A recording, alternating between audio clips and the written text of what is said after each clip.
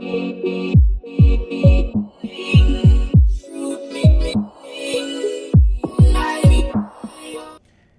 everybody, welcome back to another episode of FFB from the 50. I am your host, Dan Amsler, and this episode is brought to you by JDP Media. All right, week 15 is in the books for two of my leagues. It was week one of the playoffs, and so far so good. I've survived both of them, and I am on to the finals, fighting for a championship in both. One of my leagues didn't do so well in. That was the Fantasy Football League. That's that huge, giant public league. Week one of the playoffs, or actually week two in this league, because week one I had a bye. I ended up falling short. Just had some teams just not perform. All right, let's go ahead and take a look at week 16. So for Dynasty Rising and It's a New Day, this is championship week. So let's take a look at Dynasty Rising. This week I'm playing Gone Fishing. That is Adam, who has been on this show with me a few times now. And we are going to clash for the championship. So let's take a look at my roster.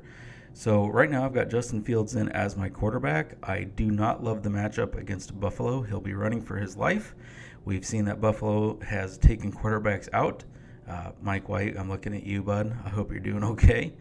But really, he's my only option. Lamar Jackson is highly questionable this week, has not been practicing. If he came back and played this week and was healthy and I felt confident, I would fire him up. He is going against Atlanta, but unfortunately he's not practiced, so I'm going to go ahead and stick with Justin Fields as my starter. Wide receiver-wise, I've got choices to make, as I always do in this league. So wide receiver 1, I've got Jamar Chase in. Wide receiver number 2, I've got Tyreek Hill. My other options are Devontae Adams, A.J. Brown, and Amon-Ra St. Brown. I've also got Romeo Doubs. I've got him down there on the bench. At this point, he is not going to be starting over any of the other 5 that I mentioned. So let's take a look. All right, so starting with Jamar Chase, he has been performing quite well lately. Since he came back from injury, he's put up 16.7, 28.5, and 19 points. Unfortunately, none of those matchups I would say were super tough matchups. Now, New England, they've been known to take away whatever your team does the best. And they have given up the 9th fewest points to wide receivers this season. When we take a look at this list, there really wasn't very many explosions early in the season. Now, second half, we had Justin Jefferson that went off for 29.3. Adam Thielen also got over 20 points that week. The next week, Stephon Diggs went over 22 points. But really, those are the only 3 times that a wide receiver has gone over 20 points against them. I am not loving the matchup. I will be watching the T. Higgins status and the Tyler Boyd status pretty carefully. For right now, I'm going to leave him in. I'm not loving the matchup, though. Got to be honest. All right. So moving on, we have wide receiver number 2. Right now, I've got Tyreek Hill in. He is playing at home against Green Bay. Another fairly tough matchup. Green Bay has given up the 5th fewest fantasy points to wide receivers. But it is really hard to sit Tyreek Hill. I mean, when you look at the numbers he's putting up week in and week out, he is Mr. Consistent. All right, so week 1, they got torched by Justin Jefferson, 43.4 points. Week 3, Russell Gage was the one that had the big week at 24.7. Stephon Diggs, week 8, 22.8. CeeDee Lamb went off against them for 40 points. And that's really been about it as far as 20 or more points goes. Now, my issue with this matchup is Green Bay doesn't put up a whole lot of points. I'm not sure that Miami is going to need to. Again, just not the greatest of matchups. I've got Devontae Adams, who's going against Pittsburgh. Pittsburgh, if we take a look at this, has given up the 5th most points to fantasy wide receivers. So why am I not feeling a whole lot of love here either? Well, when we take a look at this, you go back to week 1, Jamar Chase got him for 28.9. Week 3, Amari Cooper, 23. Week 5, Gabe Davis and Stephon Diggs both went over 20 points. In fact, Davis went over 30 with 34.1. Go to week 8, A.J. Brown got him for 41.6. Week 11, T. Higgins, 23.8. But then after that, if you take a look here, it gets a bit tougher. Now, you can make the argument that they haven't really seen any fantastic wide receivers from that point forward. Here's the problem, though. For me, it's not even a Devontae Adams issue. It's a Derek Carr issue. They're playing against Pittsburgh. Pittsburgh has absolutely been killing the quarterbacks of the other team. I'm not sure I like that. Going on to A.J. Brown, he's got a nice juicy matchup against Dallas, but at the same time, Jalen Hurts looks like he's going to be out. It's going to be the Gardner Minshew show, and I'm just not sure how I feel about that. I do have Amon-Ra St. Brown with the matchup against Carolina. Now, Amon-Ra St. Brown, as you can see, has been putting up consistent double-digit points week in and week out. Carolina has given up the 8th most fantasy points to wide receivers. Let's take a look at this. But that defense has actually been playing pretty good in the second half of the season. Now, they've given up a lot of points, but it looks like a lot of those points really aren't to one wide receiver or another. They've been spread out. Detroit's offense has looked pretty good lately, though. They've been highly efficient, which is fun to watch. So, decisions. Well, I just don't think I can take Jamar Chase or Tyreek Hill out. I will be looking at that flex spot with Devontae Adams, and I'm not sure I'm going to keep him in. Again, this is not a Devontae Adams issue. This is a Derek Carr issue. I want to show you something here real quick. Devontae Adams, Week 12, only 14.4 points. Week 13, he did great against the Chargers, 41.7. But then, you look at Week 14 and Week 15, it's kind of sliding. I don't know. I'm just not really feeling this, and I'm not sure why. I'll probably go ahead and leave it the same as I have it right now. Let's go back out here and clear that off. But I'll be looking at Amon-Ra St. Brown as a potential in my flex spot. All right, wide receiver-wise, Austin Eckler did have an injury scare last week. He came out of that, bounced back okay, returned to the game, scored roughly 15 points for me. I'm going to leave him in. My running back, too, is an interesting dilemma this week. So I got Tony Pollard in a pretty rough matchup against Philadelphia's defense. And I've got Ramondre Stevenson against Cincinnati's defense, who's also pretty good, or James Conner against Tampa Bay.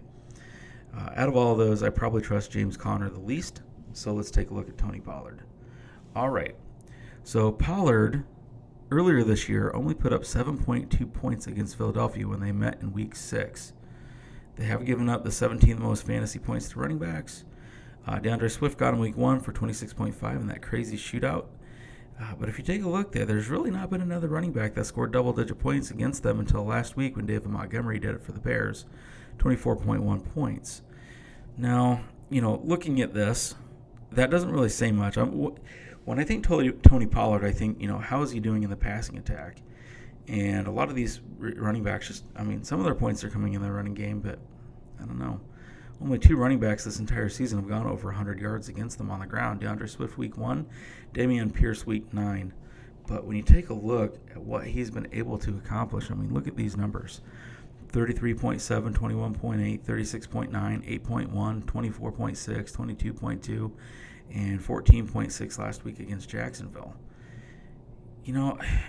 Man, he's tough to sit. Let's go down here and take a look at Ramondre Stevenson. Now, he was dealing with an ankle injury, but surprisingly, he actually came out and played pretty well against the Las Vegas Raiders last week.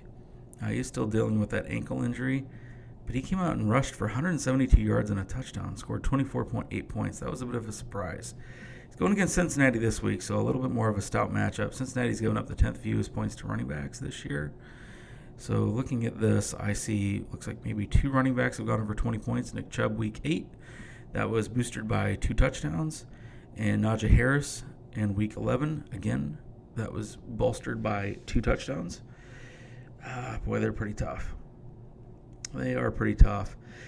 The one thing that may be working for them is, Cincinnati is going to put up some points. I don't know if it's going to be the monster point production they've been doing lately.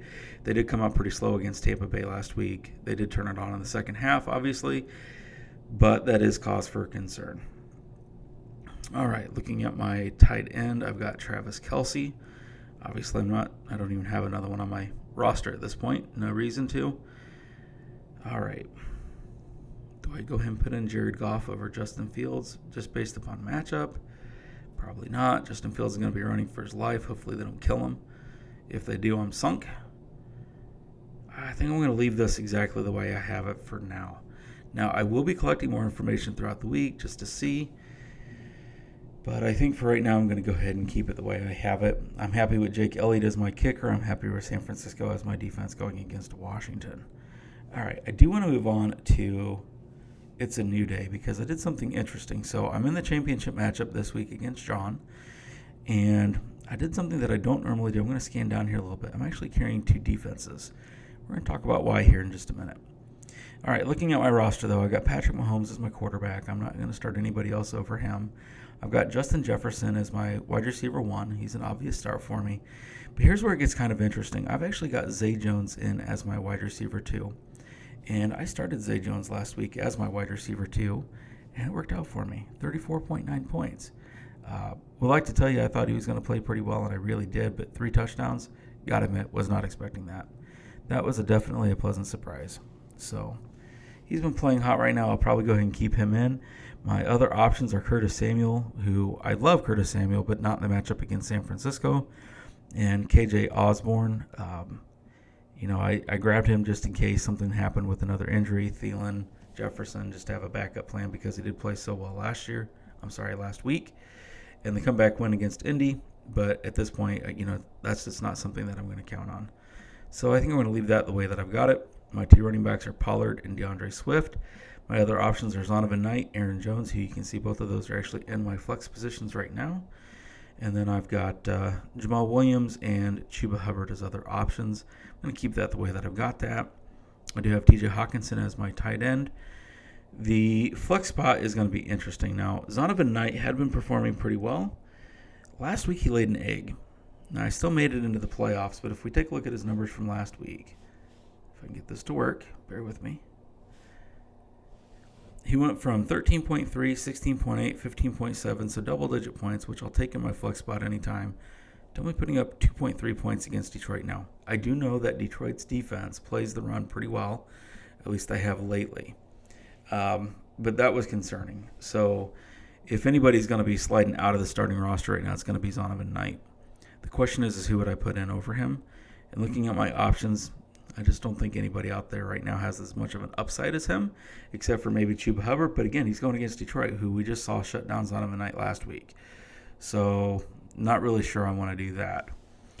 And I already checked the free agency. There's just nothing out there. So the question is why am I carrying 2 defenses? Well, I grabbed Tennessee just because of their juicy matchup against Houston, but I did grab Cleveland as well because they're playing at Cleveland in what could be absolutely horrendous weather conditions.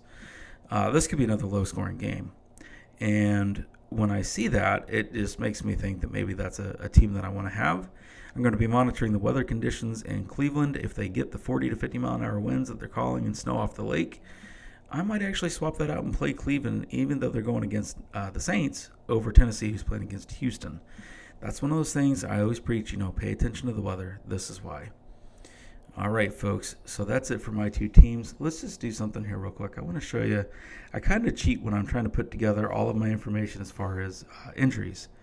So let's go out here and let's just take a look and see what kind of quarterback injuries we need to be watching. Now, we know Jalen Hurts, as I just talked about them.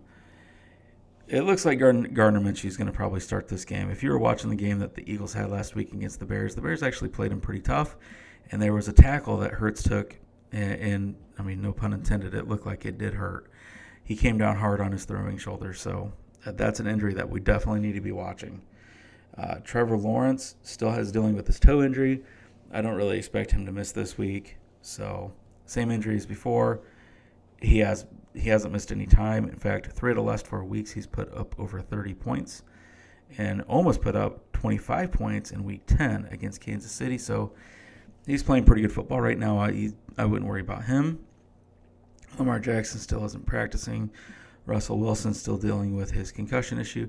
Ryan Tannehill, man, I've never seen a player get carted off the field and then come back and play the rest of the game. So congratulations to his toughness. Doesn't look like he's going to be able to play this week for Tennessee. Not surprising. They're going against Houston. Probably don't need him. Not trying to knock Houston, but it is what it is. All right.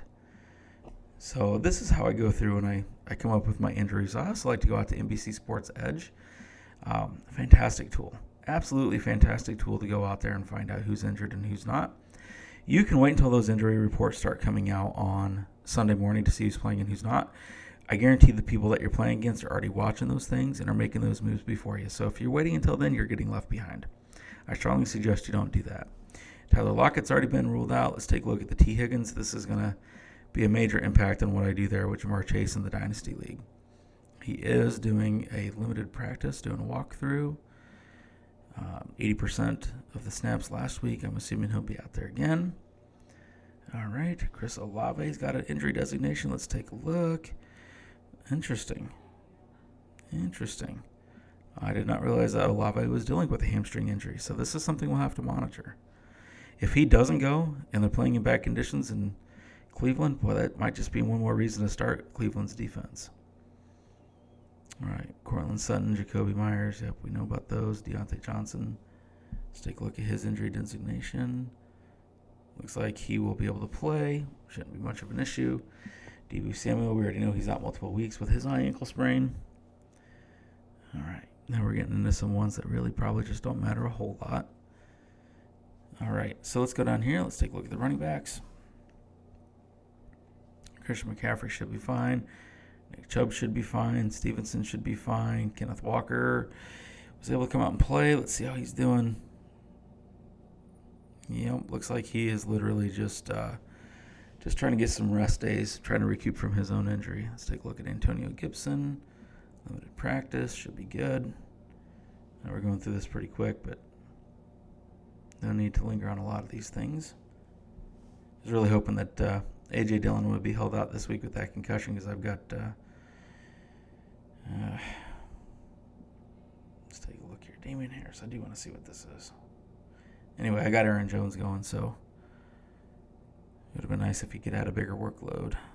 Doesn't look like much anything to worry about there. All right, so tight ends. Take a look.